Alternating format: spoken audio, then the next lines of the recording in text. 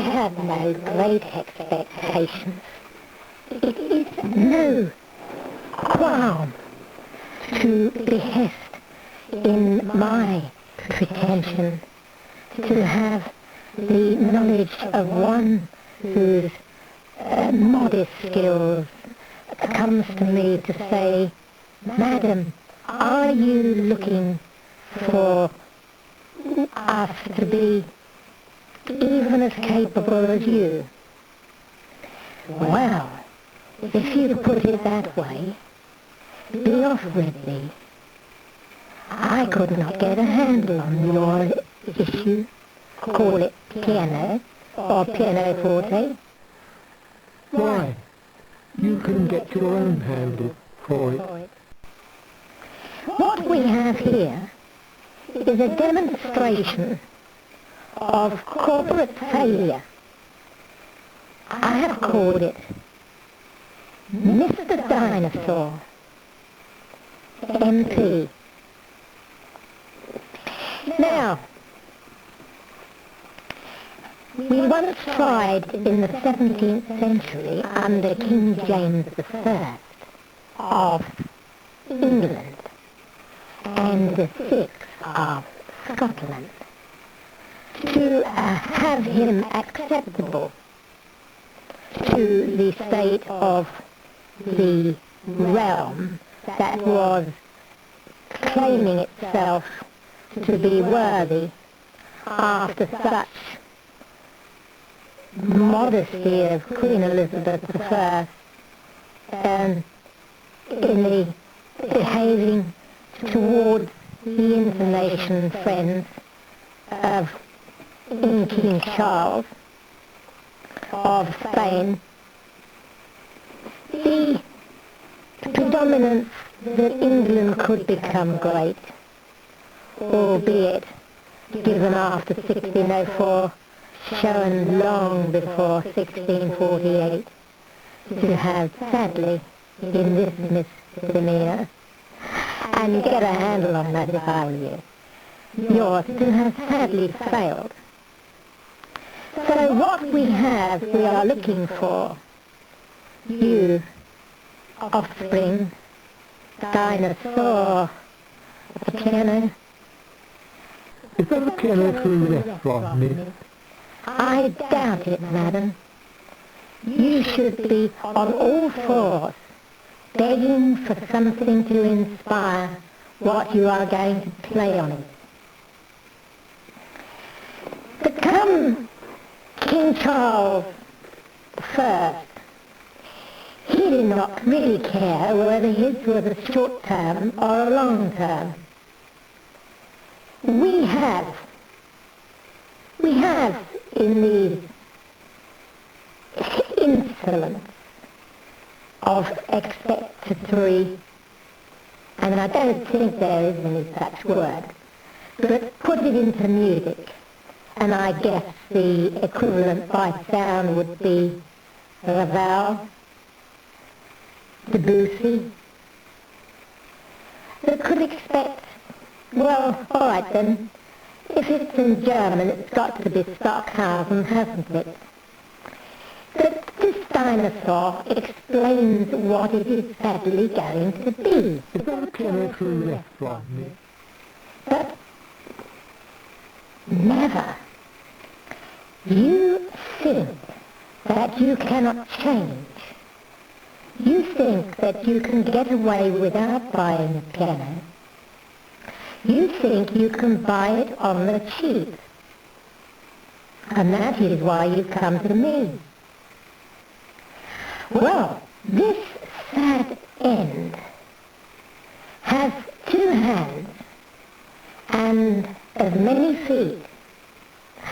But sadly, I cannot claim to have the stance of you, dinosaur.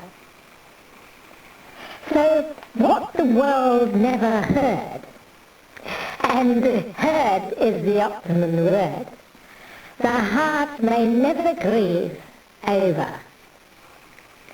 But consider this, that by 1616, when Shakespeare had quite enough of the globe, had quite enough of having his work taken out of context by assertions, false though they were, that he was in some way working for royalty, maybe the limitations placed on this, her seller, had her doing it not for loyalty, not for royalty, but doing it for peanuts.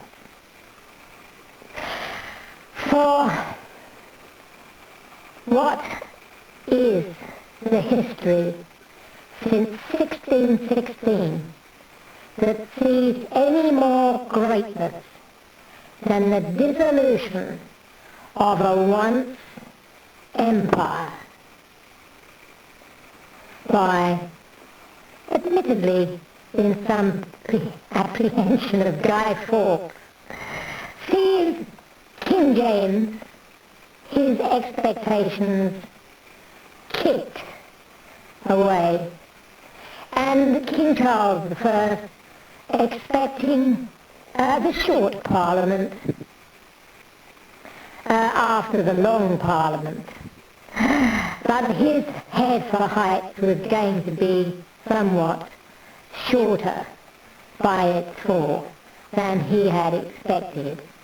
And come May's Day, you would not live or want to live to see the demise of the expectation of the future great in Great Britain. For in 1649, King Charles, you have to admit, sadly lost his head. Which brings us to Oliver Cromwell and the protector of this lordship. And what did he achieve for Ireland, sir? What did he achieve for Ireland? Any more than, for instance, Henry VIII achieved for France. We won't deal in these expectations musicales, these moments musicales, any more for the piano. But you can see many years after the history of what Cromwell did for Ireland and Henry VIII did for France, all the greatness of their endeavour, assented by the realms of what England was doing for the Scots 500 years later, that even loses a Labour MP their seat, that even loses a future Prime Minister their appointment as such. And if you study what happened with France and what England thought of it even in 1788, we can not wonder that Napoleon wrongly thought that he stood a chance. That expectant, standing on the bridge at Arcoil, you wonder how much Josephine had time to measure such greatness by such posture. How much water passes under London Bridge. And then we come to Queen Victoria, and you had by this time the invention of the piano. By the time she ascended to the throne in 1837, some 137 years since the invention of it by Bartolomeo Cristofori. I wonder, dear, looking at the pianists, those of you who I am absolutely, indefatigably amazed sometimes to discover the beauty in your performance, and some bursts of the absolute beauty in physical stature and prowess. And I am reminded very much and working on this currently of Cleopatra. You hear of this future failing, unfortunately, presidency of Egypt, which was vastly overshadowed by the Roman Empire. Egypt had had by 500 years something of its day when Athene, the sister Athene the Fourth of Cleopatra, was born in approximately 48 AD. Oh, no. Approximately 58 AD. But anyway, living to approximately 40 AD and dying, being murdered at the age of something like 18, shows the chance that you have on this greater dinosaur than music does in itself convey so often, to bid and be seen as for what you are, than the corporate monster. The corporate monster, with all its trials, its free lectures, its free insertions, its free limitation, placed freely and fairly on everyone, to not be able to get much for it outside of buying it. To get much for mine, I would expect to get more of a kiss. And then, after Victoria, we have to consider the future of the piano from its 130 years since Bartolomeo Cristofori. That in the provenance of her husband, you could not call him king. We have known this great edifice of a gentleman who they refer now in history as Prince Albert, who sadly died in 1861. Prince Albert of Saxe-Coburg. Now this is part of Prussia, but do not be alarmed by the fact that Prussia was building better instruments than Mozart ever played, because Prussia was doing it so much later. But consider this, what Britain did for Napoleon you may well study it, and what Russia did for Napoleon explains why there is no such thing as a Russian piano, and no such thing, or perhaps there is a greater thing as an English piano. But the greatest, of course, is the dinosaur, that the corporation that represents it, you may even find exists in name by manufacturing.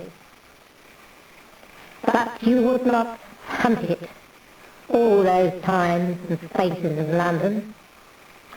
But we come to Queen Victoria, her children, and let us look, for instance, at her daughters.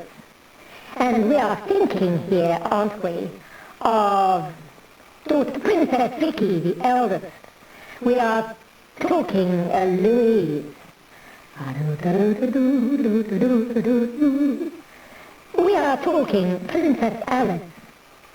And the greatest soldier who represented such fine husbandry in Louis IV, which was hers, and which fought on the second Schleswig question in 1864 of the Prussian-Austro War, which was on the Austrian side. But then there is some question over why the piano had